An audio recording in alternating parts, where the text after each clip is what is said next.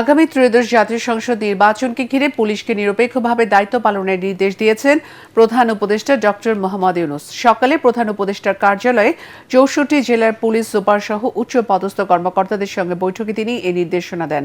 প্রধান উপদেষ্টা বলেন, নির্বাচনী চ্যালেঞ্জ গ্রহণের জন্য মানসিক প্রস্তুতি নিতে হবে।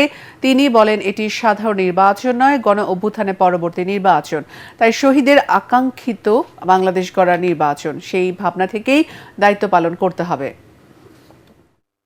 এই ৩ মাস আমার পক্ষে যত উচ্চ লেভেলে কাজ করা সম্ভব, যত নির্ভুলভাবে কাজ করা সম্ভব, সেটা আমি করব।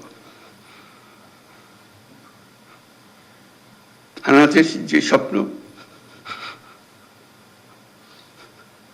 সে স্বপ্নে যদি কিছুটা আমাকে দিয়ে হয়, আমি সেটা পালন করব।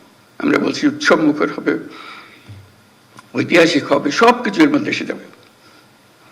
কারণ এটা শুধু উপরওয়ালার হুকুম মানার জন্য করছি না, আরো বড় হুকুমওয়ালার দায়িত্ব আমরা এটা করছি।